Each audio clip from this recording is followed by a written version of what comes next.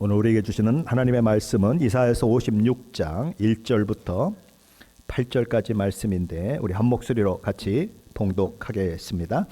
여호와께서 이와 같이 말씀하시기를 너희는 정의를 지키며 의를 행하라. 이는 나의 구원이 가까이 왔고 나의 공의가 나타날 것임이라 하셨도다. 안식일을 지켜 더럽히지 아니하며 그의 손을 금하여 모든 악을 행하지 아니하여야 하나니 이와 같이 하는 사람 이와 같이 굳게 잡는 사람은 복이 있느니라. 여호와께 연합한 이방인은 말하기를 여호와께서 나를 그의 백성 중에서 반드시 갈라내시리라 하지 말며 고자도 말하기를 나는 마른 나무라 하지 말라. 여호와께서 이와 같이 말씀하시기를 나의 안식일을 지키며 내가 기뻐하는 일을 선택하며 나의 언약을 굳게 잡는 고자들에게는 내가 내 집에서 내 성 안에서 아들이나 딸보다 나은 기념물과 이름을 그들에게 주며 영원한 이름을 주어 끊어지지 아니하게 할 것이며 또 여호와와 연합하여 그를 섬기며 여호와의 이름을 사랑하며 그의 종이 되며 안식일을 지켜 더럽히지 아니하며 나의 언약을 굳게 지키는 이방인마다 내가 곧 그들을 나의 성산으로 인도하여 기도하는 내 집에서 그들을 기쁘게 할 것이며 그들이 번제와 희생을 나의 제단에서 기꺼이 받게 되리니 이는 내 집은 만민이 기도하는 집이라 일거림이 될 것임이라. 이스라엘의 쫓겨난 자를 모으시는 주 여호와가 말하노니 내가 이미 모든 백성 외에 또 모아 그에게 속하게 하리라 하셨느니라. 아멘. 지난주에 나누었던 이사야서 55장의 말씀은 구원에 대한 초청을 골자로 한 말씀이었습니다. 오늘 본문은 그런 구원의 초대에 응함으로 인해서 구원받아 하나님의 자녀가 된 자의 삶은 어떠해야 하는가 하는 문제를 다룹니다. 그리고 그 놀라운 구원이 나라나 민족이나 신분이나 지위와 같은 것들에 의해서 제한이 될 수 있는가 아니면 그렇지 않은가 하는 문제를 또한 다룹니다. 한번 하나하나 다뤄보겠습니다. 첫째 내용을 다루고 있는 것은 1절과 2절 말씀인데 그 중에서 1절 말씀만 다시 한번 읽어보겠습니다. 여호와께서 이와 같이 말씀하시기를 너희는 정의를 지키며 의를 행하라. 이는 나의 구원이 가까이 왔고 나의 공의가 나타날 것임이라 하셨도다. 우리 주 예수 그리스도로 말미암아 구원받은 하나님의 백성에게 요구되는 것이 무엇입니까? 하나님께서 이렇게 말씀하십니다. 정의를 지키며 의를 행하는 것이다 라는 거죠. 우리가 구원받은 것은 우리 자신에게 난 것이 아닙니다. 하나님의 선물로 우리에게 주어진 것이죠. 그래서 우리는 그 신분과 지위, 특권을 누리게 된 자들인 것입니다. 그렇다면 그 다음에는 뭘 해야 하는가? 그 구원을 선물로 주신 하나님 앞에서 내가 신분만 구원받은 자가 아니라 구원받은 자의 실력을 갖춘 사람, 구원받은 자의 모습이 나타나는 사람, 그런 사람이 되어야 한다는 것입니다. 그렇죠? 신분만 예를 들면 천민에서 양반으로 바뀐다고 해서 온전한 양반이 될 수는 없겠죠. 천민에서 신분이 양반으로 바뀌었으면 글도 읽고, 그렇죠, 과거 시험도 보고, 그리고 인격도 좀 갖추고, 그렇죠, 그래야 되는 것입니다. 그래야 진짜 양반이 되는 것처럼 마찬가지예요. 구원받은 것이 전부가 아니라 구원받았다 하면, 신분의 변화가 일어났다면, 지위의 변화가 일어났다면 그 신분에 걸맞는 사람의 실력을 갖추도록 해야 하는 것이 바로 구원받은 자가 해야 하는 것이다. 그렇게 말씀하는 거예요. 그래서 뭘 하라고요? 정의를 지키며 의를 행하라, 이렇게 말씀하는 것입니다. 결국 구원받은 자라면 그에게 반드시 따라 나와야 하는 것이 있다라는 거예요. 구원을 진정으로 체험한 자라면 구원받기 전의 모습 그대로 살 수는 없다. 또한 구원받기 전의 모습으로 되돌아갈 수 없다. 그게 성경이 가르치는 거예요. 물론 구원받았다고 해서 순간적으로 변화되는 것은 아닙니다. 하나님 우리에게 시간을 주십니다. 여러분 언제 구원받으셨습니까? 몇 년이나 세월이 흘렀습니까? 하나님은 그 시간을 우리에게 주시는 거예요. 그 시간을 왜 주십니까? 구원받은 자로서의 실력을 갖추는 시간이에요. 하나님 나라에 들어갈 만한 실력을 갖추는 시간이에요. 근데 그 시간을 잘 보내는 사람들이 있고 그 시간을 헛되게 보내는 사람들이 있는 거예요. 그런데 하나님은 그 과정을 정말 중요한 시간으로 알고 하나님이 주신 시간 속에서 자신을 점차 변화시키는 과정을 밟으라고 이야기하는 거예요. 그게 성화의 과정인 거예요.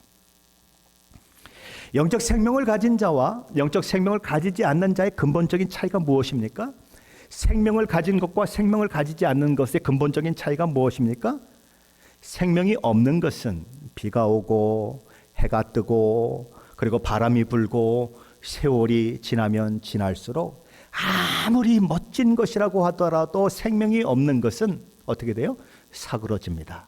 썩습니다. 그렇죠? 변색되고 나중에는 없어집니다. 그러나 생명이 있는 것은 햇볕이 뜨고 비가 오고 바람이 불고 세월이 흘러가면 사그러지는 것이 아니고 없어지는 것이 아니고 썩는 것이 아니고 점점 자라서 그래서 점점 큰 어떤 것은 나무가 되고 어떤 것은 꽃이 되고 그러는 거예요. 그게 차이예요. 처음에는 뭐 생명이 있는 것이 아무것도 아닌 것처럼 보이죠. 요만큼 싹이 나와요. 그리고 뭐 생명이 없는 것은 너무너무 멋있어 보일 수 있어요. 그러나 결과는 완전히 달라지는 거예요. 그것이 생명이 있는 것과 생명 없는 것의 차이인 거예요. 그것처럼 영적 생명이 있는 자는 영적 생명이 없는 자와 근본적으로 차이가 있다라는 것입니다. 한쪽은 생명이 있기 때문에 자라나고 한쪽은 생명이 없기 때문에 자라나지 못하는 거예요. 그래서 한쪽은 사그러들고 썩는데 한쪽은 계속 커지는 것입니다. 하나님이 기뻐하시는 모습으로 자신을 만들어가는 그런 모습이 있는 거예요. 물론 넘어지고 자빠지는 그런 일들이 있어요. 그런데 하나님이 그때마다 내 마음 가운데 그렇죠? 애통하는 심령을 주셔서 하나님 앞에 나와 통곡하고 회개하고 돌이키고 다시 일어나서 7번 넘어져도 8번 일어나서 자꾸 자기를 만들어가는 일들이 있어서 우리에게 주어진 그 세월이 헛된 세월이 아니라 하나님이 원하시는 사람으로 빚어지는 세월이 되게 되는 것, 그것이 구원받은 자의 아름다운 모습이라는 것입니다. 그런데 오랜 교회 생활을 한다고 하더라도 여전히 썩어가고 사그러져가는 그런 사람들이 있을 수 있다라는 거예요. 우리 주님은 주여 내가 주의 이름으로 선지자 노릇하고 주의 이름으로 귀신을 쫓아내고 주의 이름으로 많은 권능을 행하지 않았습니까? 라고 주장하면서 우리야말로 천국에 들어가기에 합당한 자들이 아닙니까? 라고 주장하는 자들에 대해서 이렇게 단호하게 말씀하셨어요.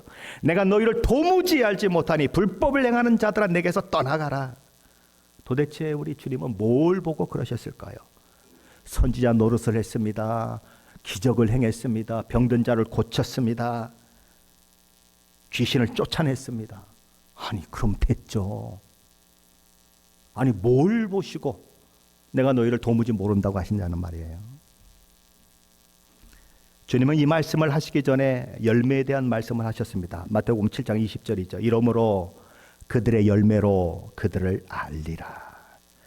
그들이 맺은 열매를 통해서 그가 정말 구원받은 자인지 천국에 들어갈 자인지를 알 수 있다라는 거예요.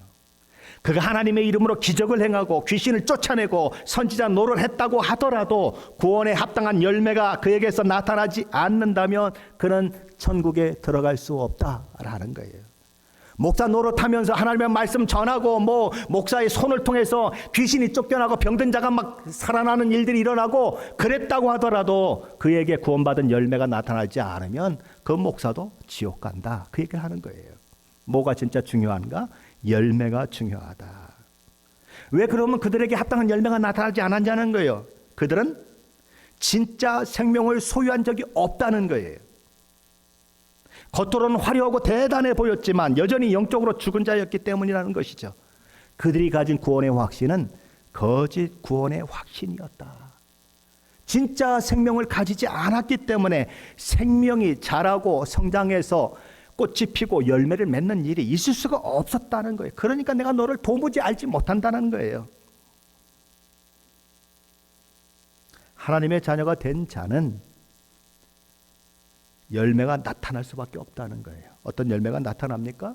포도나무에서 포도 열매가 나타나고, 무화과 나무에서 무화과 열매가 나타나고, 사과나무에서 사과나무 열매가 나타나는 것처럼 우리가 구원받아서 포도나무이신 그 주님의 가지와 같이 붙어 있는 자가 되면 우리 주님이 공급하시는 모든 자양분을 받아서 포도 열매를 맺는 것은 당연하다는 거예요. 왜요? 생명이 있으니까. 겉으로 보기에는 생명이 없는 것 같이 보이지만 그 안에서는 뭐 물관, 체관을 통해서 물이 움직이고 영양소가 움직이고 막 바쁘게 움직이고 있는 거예요. 그런 영적 관계가 하나님, 우리 주님과 우리 사이에 연결이 되어 있어서 어떻게 된다? 생명이 있는 자는 열매를 맺게 되어 있다는 거예요. 그게 하나님이 성경을 통해서 우리에게 말씀하시는 거예요. 그런데 그 열매가 없다면 아니라는 거예요. 아무리 겉으로 보기에 훌륭해 보이고 엄청난 보여도 아니라는 거예요. 10,000명의 교회에서 뭐 10,000명의 성도들을 그렇게 그 앞에서 설교하는 담임 목사라고 하더라도 열매가 없으면 소용없다라는 거예요. 세례 요한은 스스로 하나님의 백성이라고 주장하며 하나님 나라가 자기들 것이라고 확신한 유대인들에게 이렇게 외쳤어요. 마태복음 3장 8절로 10절이죠. 그러므로 회개에 합당한 열매를 맺고 속으로 아브라함이 우리 조상이라고 생각하지 말라. 내가 너희에게 이르노니 하나님이 능히 이 돌들로도 아브라함의 자손이 되게 하시리라. 이미 도끼가 나무 뿌리에 놓였으니 좋은 열매 맺지 아니하는 나무마다 찍혀 불에 던져지리라. 어떤다고요? 좋은 열매를 맺지 않는 나무는 찍혀서 불에 던져진다라고 얘기하고 있어요. 아브라함이 우리의 조상입니다. 소용없다는 거예요. 내가 뭐 모태 신앙으로 5대째 신앙생활하고 있습니다. 소용없다는 거예요. 좋은 열매를 맺는 자, 그리스도의 생명을 받은 자로 구원에 합당한 열매를 맺는 자만이 찍혀 불에 던져지는 일이 없다는 거예요. 구원받은 자는 어떤 사람입니까? 새로운 생명이 부어진 자들이에요. 새 영이 부어진 자들이에요. 그래서 새 마음이 되고 육신의 굳은 마음이 부드러운 마음으로 변화된 자들이에요. 그로 인해서 하나님을 대적했던 사람이 하나님을 사랑하는 사람이 되는 거예요. 하나님의 말씀을 거스렸던 사람이 하나님의 말씀을 사랑하는 자가 되어서 순종하는 그런 삶이 되어지는 거예요. 에스겔서 36장 26절 27절은 그 사실을 이렇게 말씀해요. 제가 현대의 성경을 한번 읽어보겠습니다. 너희 속에 새 마음과 새 정신을 넣어주겠다. 너희 가슴 속에서 돌처럼 굳어진 마음을 드러내고 나의 마음에 공감할 줄 아는 마음을 넣어주겠다. 내가 이렇게 내 영으로 너희를 가득 채워놓아 너희가 내 뜻에 따라 생활하고 내가 준 모든 계명을 지키며 실천하는 사람들이 되게 만들겠다. 새 마음과 새 정신이 주어지면 우리 안에 하나님의 영이 임재하시고, 그래서 새 마음과 새 정신이 부어지면 어떤 마음이 된다고요? 나의 마음을, 하나님의 마음을 공감할 줄 아는 능력이 생긴다는 거예요. 그렇게 되면 하나님의 뜻을 따라 살고 싶은 그런 마음의 의지가 생겨나고 그 하나님의 말씀을 따라 사는 삶, 모든 계명을 실천하고자 하는 그런 삶, 그런 삶이 가능해진다는 거예요. 자, 성경이 이렇게 말씀하고 있는데도 불구하고 어떤 사람이 나는 구원받았으니 이제부터는 아무렇게 살아도 상관없습니다. 내가 이제부터는 뭐 무슨 죄를 줘도 상관없죠. 그러니 난 그냥 마음대로 그냥 내가 생각하는 대로 살겠습니다. 그러면서 죄 짓는데 담대한 사람이 있다면 그 사람은 어떤 사람입니까? 구원받지 않은 사람이에요. 거짓 구원의 확신 속에 있는 것입니다. 그 사람이 그런 얘기를 하는 것 자체가 증명하는 거예요. 뭘 증명하냐니까? 나는 구원받지 않은 사람입니다 라는 것을 증명하는 거예요. 왜요? 예수 믿고 하나님의 영이 내 안에 임하시면 새 마음과 새 영이 부어지고 하나님의 말씀을 순종하는 마음이 생겨지는 것이 성경이 가르치는 것인데, 그것과 전혀 반대되는 현상이 나타난다 그러면 그건 문제가 있는 거죠. 말이 안 되는 거죠. 하나님은 뭐 바보십니까?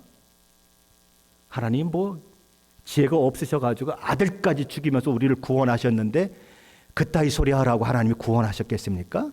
그따위 행동하라고 하나님 구원하셨겠어요? 하나님 그런 하나님 아니시죠. 절대 아니시죠. 그래서 하나님도 구원에 초청하고 나서 너희가 정의를 지키며 의를 행하는 삶을 살라고 얘기하는 거예요. 그럼 구체적으로 그것이 뭐냐는 거예요. 오늘 말씀은 두 가지를 얘기합니다. 우리 2절 말씀 한번 같이 보겠습니다. 2절입니다.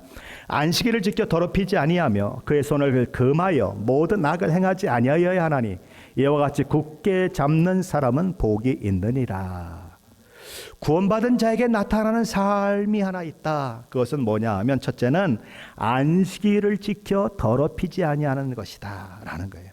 그걸 한마디로 얘기하면 예배를 드리는 삶이 그들에게 있다라는 거예요. 예배가 무엇입니까? 하나님이 최고이십니다라고 높여드리는 거예요. 하나님을 기뻐하는 거예요. 하나님이 베푸신 은혜와 사랑으로 인해 말할 수 없는 감동과 감격을 가지고 온 마음과 온 힘과 온 정성을 다해 하나님께 찬양과 경배를 올려드리는 거예요. 이런 찬양이 있죠. 주께와 엎드려 경배 드립니다. 그죠? 주께서 주신 주께 계신 곳에 기쁨 가득 무엇과도 누구와도 바꿀 수 없네 예배 드림이 기쁨 됩니다. 뭐가 기쁨 된다고요? 예배 드림이 기쁨 됩니다. 구원받은 자는요 예배 드림이 기쁨이 되는 거예요. 왜요? 나를 위하여서 아들까지 내어주신 그 하나님의 사랑이 너무 가슴에 막 뜨거운 그런 사랑으로 다가와서 하나님을 찬양하지 않고는 견딜 수가 없는 거예요. 그래서 뭐가 사모하게 되냐면 예배가 사모하게 되는 거예요. 예배하는 그것이 내가 무슨 어떤 직책을 가져서가 아니라 아니면 누구 눈치 보고 오는 것이 아니라 하나님 내게 은혜를 베풀어 주시고 구원을 베풀어 주신 그 하나님을 높여드리는 것이 너무 기뻐서 오는 게 그게 예배라고요. 그 예배 와서 하나님을 막 찬양하고 하나님의 이름을 높여드리면 막 내 가슴이 막 뜨거워지는 거예요. 오늘 그냥 하루 종일 세상에서 막 고참들한테 아니면은 뭐 이 직장에 높은 사람들한테 뭐 이게 야단도 맞고 왔어요. 그죠? 그리고 뭐 그냥 예수 믿는 게 힘들어서 막 얼굴 인상 쓰고 왔어요. 근데 와가지고 하나님을 막 찬양하는 거죠. 아까 같이 뭐 많은 사람들, 그죠? 하나님을 모른다고 부인하고 떠나가지만 난 예수가 좋다고 나가면서 막 소리 지를 때 그때 막 하나님의 그 막 하나님이 만져주시는 그 마음이 내 안에 있는 거 아닙니까? 그래서 막 내가 감동이 되고 내가 막 힘을 얻고 그래 지금까지 것들이 뭐 내일 가서 또 한번 부딪히지 이렇게 되는 거예요. 그리고 점점 그 나를 옥죄어 오는 사람들이 별로 무섭지 않은 거예요. 대표이사 사장 별로 안 무서운 거예요. 왜요? 하나님을 높여드리다 보면 그런 용기를 하나님이 주시는 거예요. 하나님이 살아계시지 않는다면 그런 일은 없죠. 그러나 하나님이 살아계신 분이기 때문에 온 역사와 모든 것들을 주장하신 분이시기 때문에 하나님을 높여드리고 하나님을 사랑하는 마음을 가지고 하나님을 예배하면 그런 일들이 있다는 거예요. 예배 드리는 삶, 구원받은 자의 특징이에요. 두 번째 특징은 뭡니까? 이렇게 얘기합니다. 그의 손을 금하여 모든 악을 행하지 아니하는 삶이다. 구원받은 자의 삶의 특징은 첫째는 예배 드리는 삶이라고 하는 특징을 가지고 있고 두 번째는 삶의 예배를 드리는 특징을 가지고 있다는 거예요. 교회 안에서 예배를 드리는 이것만이 아니고 밖에 나가서도 예배자로 사는 삶이 있다는 거예요. 로마서 12장 1절 2절에 이렇게 말씀합니다. 그러므로 형제들아 내가 하나님의 모든 자비하심으로 너희를 권하노니 너희 몸을 하나님이 기뻐하시는 거룩한 산 제물로 드리라. 이는 너희가 드릴 영적 예배니라. 그럼 이렇게 말합니다. 너는 이 세대를 본받지 말고 오직 마음을 새롭게 함으로 변화를 받아 하나님의 선하시고 기뻐하시고 온전하신 뜻이 무엇인지 분별하도록 하라. 바로 그거예요. 하나님이 선하시고 기뻐하시고 온전하신 뜻이 무엇인지 분별하며 세상을 살아가는 거예요. 나의 삶이 하나님 앞에 산 제물로 드려지는 거예요. 예배 드릴 때만이 아니고 밖에 나가서 삶을 살 때에도 나는 죽었다 깨나도 뭐예요? 하나님의 사람이고 신자인 거예요. 그걸 잃어버려서는 안 되는 거예요. 오늘은 나 신자 아닙니다. 오늘은 나 목사 아닙니다. 오늘은 나 뭐 장로 아닙니다. 아이, 그건 안 통해요. 그건 말도 안 되는 소리에 그런 게 어디 있어요. 오늘은 나 사람 아닙니다. 그러고 살 거예요? 그건 안 되는 거예요. 신자는 결코 내가 신자라고 하는 그 사실은 어떤 상황, 어떤 처지에서도 포기할 수 없는 거예요. 만일 구원받은 자에게 삶의 예배가 없이 그저 드리는 예배만 있다면 그 예배는 위선입니다. 이 삶의 예배가 없는 찬양을 저와 여러분이 하고 있다면 그 찬양은 가증스러운 찬양이에요. 드리는 예배는 언제나 삶의 예배가 함께 가야 하는 것입니다. 이게 안 되기 때문에 교회가 욕먹는 거예요. 그냥 이중적으로 살기 때문에 교회에 오면 신자고 나가면 일주일 내내 월요일부터 그냥 토요일까지 완전히 세상 사람이 되기 때문에 교회가 힘이 없는 거예요. 예수 믿으라고 하면 너나 잘 믿으라고 그러고 네가 나보다 나은 게 뭐가 있냐고 얘기한다고요. 왜요? 삶의 예배가 없기 때문에 그래요. 정말 하나님을 사랑해서 정말 하나님께서 주신 은혜가 너무 감사해서 하나님 앞에 정말 감격하면서 예배를 드리는 자를 한번 생각해 보세요. 하나님을 정말 사랑한다고 고백하는 자를 한번 생각해 보세요. 하나님 당신이 나의 전부입니다라고 고백하는 사람을 한번 생각해 보세요. 그런데 하나님이 정말 미워하는 것이 있는데 내가 나가서 하나님이 미워하는 것을 내가 마구마구 그렇게 할 수 있을까요? 정말 하나님을 사랑하는데, 정말 하나님을 존경하는데, 정말 하나님을 기뻐하는데 하나님이 싫어하는 행동을 나가서 막 할 수 있을까요? 앞에 있는 게 거짓말이면 그렇게 할 수 있어요. 그러나 앞에 있는 게 진짜라면 그렇게 할 수 없다는 거예요. 부부도 마찬가지잖아요. 정말 아내를 사랑하는데 아내가 싫어하는 짓만 골라 할 수 있습니까? 그런 일은 없죠. 그렇죠? 정말 사랑하면 그 사람이 좋아하는 걸 하게 되어 있어요. 정말 사랑하면. 하나님도 마찬가지. 하나님을 사랑하면 그렇게 나오는 거예요. 오늘 본문에서 둘째로 다루는 주제는 구원의 복음은 민족이나 언어나 피부 색깔이나 혹은 다른 그 어떤 것에 의해서도 제한되지 않는다는 것입니다. 누구든지 예수 믿으면 멸망하지 않고 영생을 얻게 하려 하심이라. 그런 거죠. 하나님께서 이스라엘 선지자를 통해 이스라엘 백성들이 가장 멸시했던 사람들, 저런 사람들은 절대로 구원을 받을 수 없다고 생각했던 두 부류의 사람들의 구원을 이야기하심으로써 하나님의 구원이 차별이 없다는 것을 정말 드라마틱하게 드러내고 있는 것이 오늘 본문인 것입니다. 첫 번째 부류는 구원받아 하나님과 연합된 이방인들이에요.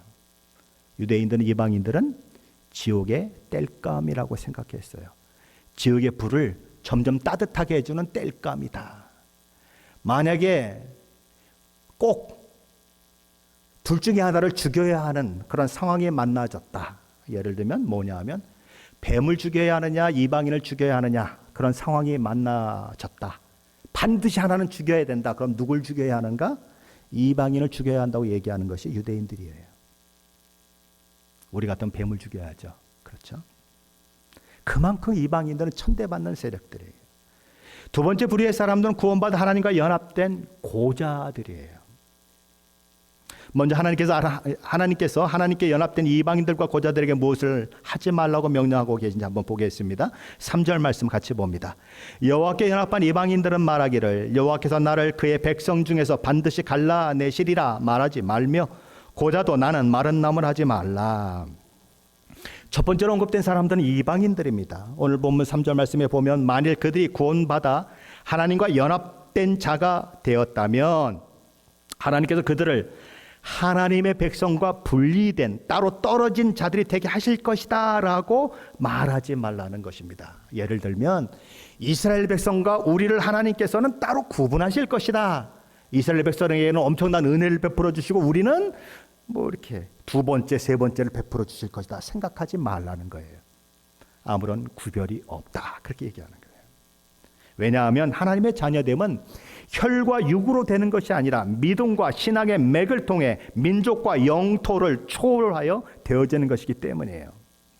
이방인들은 우리 주 예수 그리스도의 십자가 복음을 통해 구원받기 전에는 유대인과 구별되는 이방인이요, 약속의 자녀의 표시인 할례 없는 무할례자요, 이스라엘 밖에 있는 자요, 하나님의 약속의 언약과는 상관없는 자요, 하나님도 없는 자요, 그리스도 밖에 있는 사람이었습니다. 그러나 지금은 다른 거예요.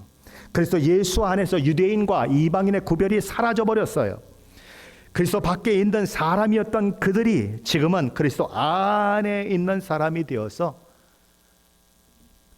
이방인들과 유대인들 사이에 막힌 담이 헐어져서 둘이 하나가 되는 한 꿈을 가지고 한 하나님을 섬기는 한 하나님의 약속 가운데 있는 사람이 되었다는 거예요.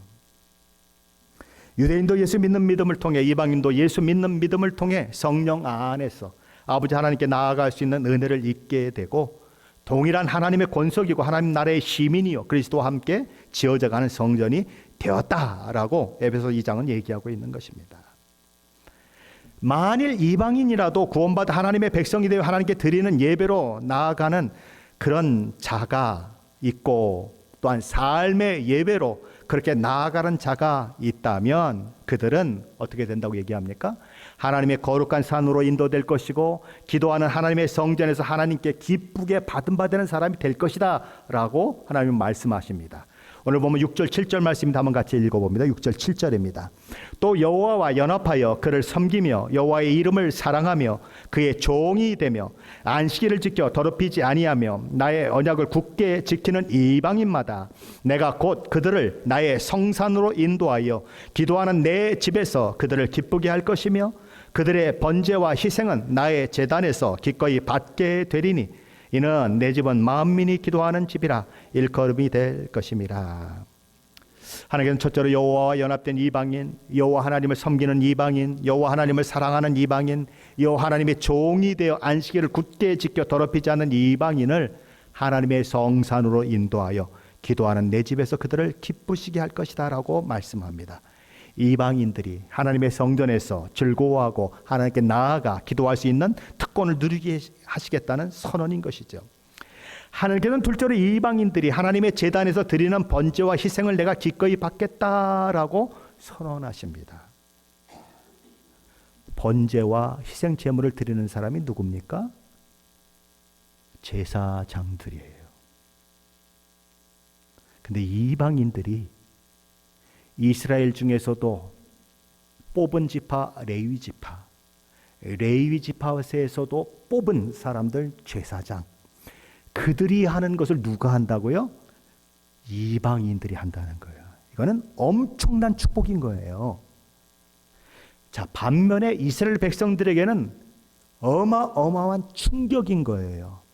아니, 그렇죠. 뱀을 죽이느냐 이방인을 죽이느냐 그러면은 이방인을 죽인다고 얘기하고 이방인은 지옥의 땔감이라고 얘기했는데 그들이 가장 거룩하게 구별된 제사장과 똑같이 취급을 받는다. 이건 뭐 이스라엘 백성들에게는 있을 수도 없는 것이고 그런 꿈에도 생각하지 못하는 일이에요. 아주 충격적인 일이에요.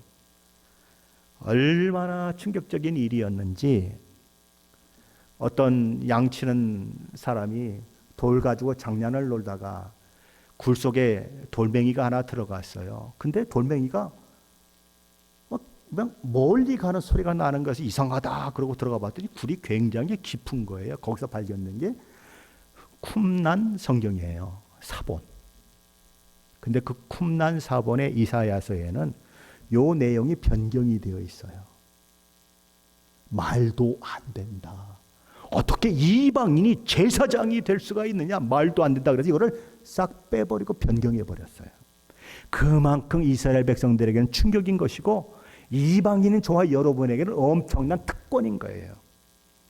그래서 베드로전서에서 뭐라고 얘기합니까? 너희는 왕 같은 제사장이다라고 얘기하잖아요. 엄청난 축복을 받은 사람들, 바로 구약에는 이방인으로서 하나님의 백성에 포함된 한 여인의 이야기가 나오죠. 어머니의 하나님이 나의 하나님이고, 그렇죠? 어머니가 가시는 곳에 내가 가겠습니다. 그래서 쫓아온 사람, 룻, 그렇죠? 룻이 바로 그런 사람 중에 하나죠.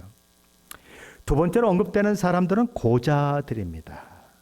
만일 그들이 구원받아서 하나님과 연합된 자가 되었다면 더 이상 그들은 자신을 가리켜 나는 마른 나무라, 다시 말해 나는 자식을 낳지 못하는 자요 소망이 없는 자라 이야기할 필요가 없다라고 우리 하나님은 선언하십니다.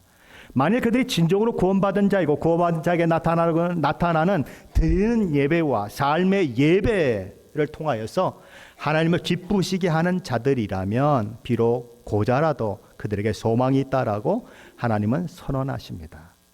그들의 그 마음에 조금 이렇게 허전한 것이 뭘까요? 고자는 장가 들어갈 수 없습니다. 그리고 또 자녀를 낳을 수 없는 건 당연한 거죠. 홀로 있는 거예요. 홀로. 자, 그런 사람들에게는 내가 죽으면 자신의 그 뒤처리를 누가 해줄 것이며 자신의 이름을 기억할 아들과 딸이 누가 있을까, 이런 생각, 그렇죠? 죽음 앞에서 허전한 생각을 하게 되는 것입니다. 아무도 나를 기억해 줄 사람이 없겠구나, 그런 생각을 하는 것이죠. 자, 그런데 그럼 고자가 아니라면 어떨까요? 고자가 아니라서 무덤을 만들어 놓고 비석을 세워놓고 그런다면 얼마나 갈까요? 아들, 손자, 외손자, 증손자, 고손자쪽 가면은 계속 와서 꽃 놓고 잘 관리하고 거기 와서 우리 뭐 고조 할아버지가 그러면서 아주 거기서 그렇게 고조 할아버지의 이름을 기억하며 할까요? 아니요. 그건 기대도 하지 못할 거예요.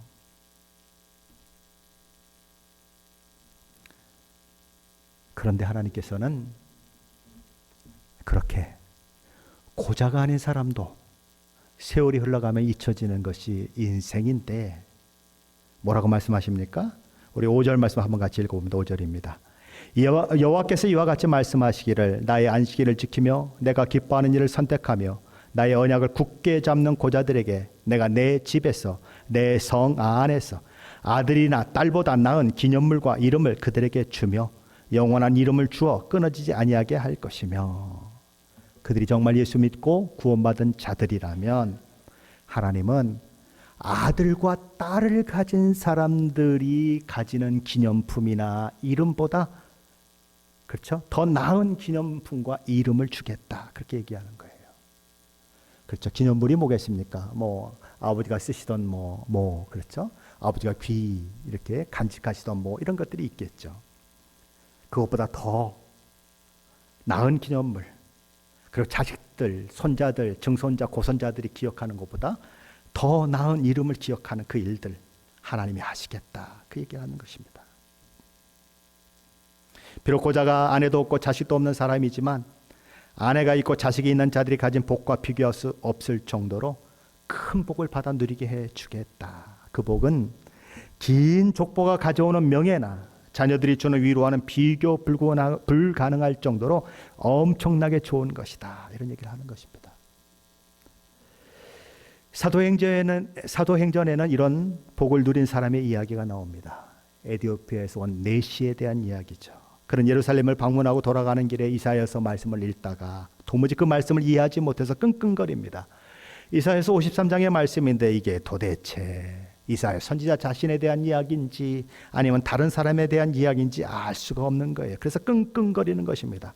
성령 하나님께서 그런 그를 위해 빌립 집사를 그에게 보내시죠. 그래서 그 빌립 집사는 이사야서 53장의 주인공이 예수 그리스도라고 하는 것을 가르쳐 줍니다.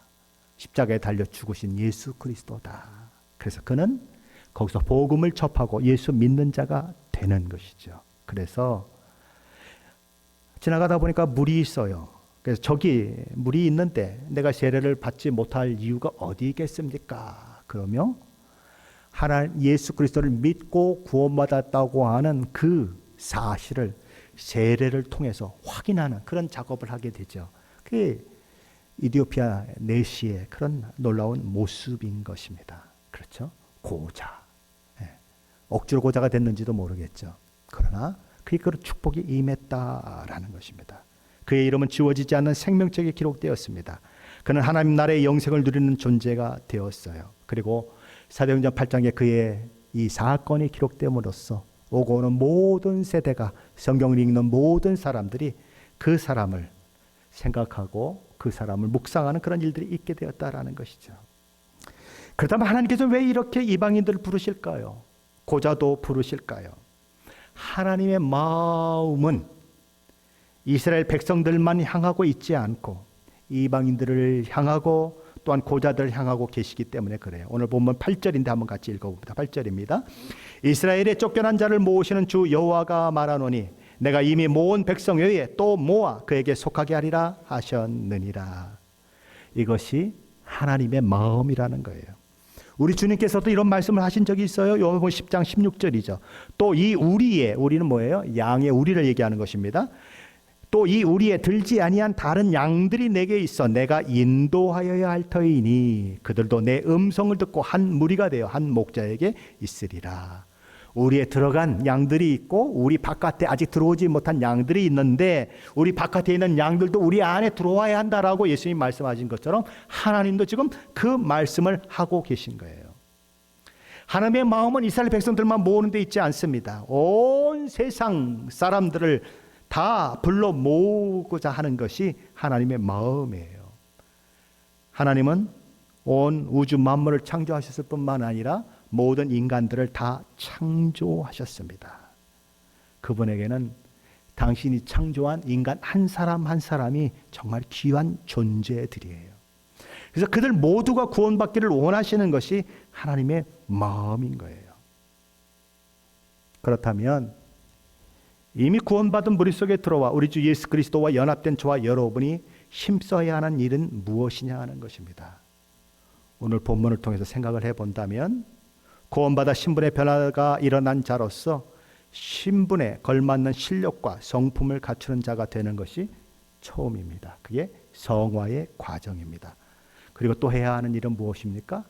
하나님의 마음이 어디에 있는 줄을 알고 저 모든 사람을 구원하시고자 하는 하나님의 마음을 알고 복음을 전하는 것입니다. 때를 얻든지 못 얻든지 복음을 전하는 것입니다.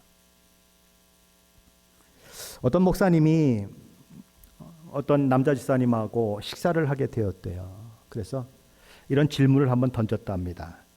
하나님께서 집사님을 바라보면서 제일 기뻐하는 것이 무엇이라고 생각하세요? 그러고는 아차 싶었대요. 내가 너무 어려운 질문을 했나 보다. 근데 이 집사님이 자기 주머니를 지적지적 하더니 수첩을 하나 꺼내더래요. 그러면서 보여주면서 이겁니다 그러더래요. 보니까 사람 이름이 3명의 이름이 적혀 있더래요. 그래 이게 뭡니까? 라고 물었더니 전도 대상자의 이름입니다. 그렇게 얘기를 하더래요. 자기는 늘 3명의 전도 대상자 이름을 적어가지고 주머니에 넣고 다니면서 기도한다는 거예요. 그리고 기회가 있을 때마다 그 사람을 만나거나 하나님이 기회를 주시면 복음을 전한다는 거죠. 그리고 한 사람이 복음을 듣고 반응해서 예수 믿게 되면 2명이 되잖아요. 그럼 뒷장에다 다시 1명을 더 써서 3명을 쓴대요. 항상 3명을 쓰고 기도한다는 거예요. 얼마 전에 친구를 만났대요. 친구를 만났는데 수첩을 딱 보여주면서 야 봐라 내가 네 이름을 몇 년 동안 여기다 적어놓고 기도하고 있다 얘기했더니 그 친구가 너무 감동을 받아가지고 야 내가 그렇게 교회 나가는 것이 너는 그렇게 좋으냐? 그래 난 네가 예수 믿고 교회 생활 했으면 좋겠어 그랬대. 그 다음부터 교회를 나가게 되는 그런 일들이 있었대요. 그래서 목사님 물어봤대. 아니 그러면 그렇게 하게 된 동기가 있습니까? 어떤 이유 때문에 그런 일을 하게 됐습니까? 그렇게 물어봤대요. 근데 이 남자 집사님은 작은 회사를 운영하는 사람이었는데 결혼한 자기 처제가 자기 회사에 근무하고 있었대요. 그런데 그 처제가 어느 날 이제 복음을 전한 거예요. 복음을 전했는데 뭐 이게 제대로 들었는지 안 들었는지 잘 모르겠는데 1년이 지났대요. 1년이 지났는데 자기 회사에 손아래 동서가 찾아왔어요. 그러면서 아주 깍듯이 절을 하더니 형님 너무 고맙습니다. 그렇게 얘기를 하더래요. 아니 뭐가 고맙나 그랬더니 아니 우리 집사람이 완전히 변했어요. 불평만 맨날 하고 바가지만 팍팍 긁던 아내가 교회에 다니더니 완전히 바뀌었어요. 그렇게 얘기하더래요. 그러면서 이렇게 얘기를 한대요. 아내가 내 인생 최고로 값진 선물을 받았는데 내가 이 세상에서 무엇을 더 바라겠습니까? 매일 감사하고 살아도 내 인생이 너무 짧은데 뭘 더 바라겠습니까? 그러니 남편한테 돈 안 벌어 온다고 구박을 하겠습니까? 그냥 남편이 있는 것만 해도 감사하니까 고마워 여보. 그러면서 하니까 이게 완전히 사람이 180도 바뀌어버린 거예요. 도대체 너 무슨 일이 일어난 거냐 물어봤더니 교회 다니기 시작했대요. 그래서 자기도 교회 다니기 시작했는데 자기도 예수 믿고 보니까 예수 믿는 게 얼마나 큰 행복인지 알았다는 거예요. 그래서 형님 앞에 와가지고 형님 너무 감사하다 그렇게 이야기를 했다는 거예요. 바로 그것이 동기가 되어서 늘 세 사람의 이름을 수첩에다 적어놓고 항상 기도하고 때가 되면 복음을 전하는 그런 일들이 있었다. 그런 일들이 있게 되었다라는 거죠. 이분은 뭘 알았기 때문에 이렇게 합니까? 이스라엘에 쫓겨난 자를 모으시는 주 여호와가 말하노니 내가 이미 모은 백성 외에 또 모아 그에게 속하게 하리라 하셨느니라 라는 하나님의 마음을 알았기 때문에 이렇게 하는 거예요. 하나님께서 저와 여러분에게 허락하신 복과 은혜가 무엇인지 생각하시기 바랍니다. 그리고 복음에 합당한 삶을 살아내기 위해서 몸부림치시기 바랍니다. 그리고 이 하나님의 마음을 안다면 여러분도 한번 도전해 보세요. 수첩에다가 전도제사장 이름을 놓고 그렇죠? 예배 올 때마다 기도하든지 아니면 식사할 때마다 한번 꺼내놓고 기도하든지 한번 그래 보세요. 그럴 때 하나님께서 한 영혼을 구원해내는 귀한 놀라운 일들을 허락하실 것입니다. 그런 은혜가 저와 여러분 가운데 있으시기를 예수 그리스도 이름으로 간절히 축원합니다.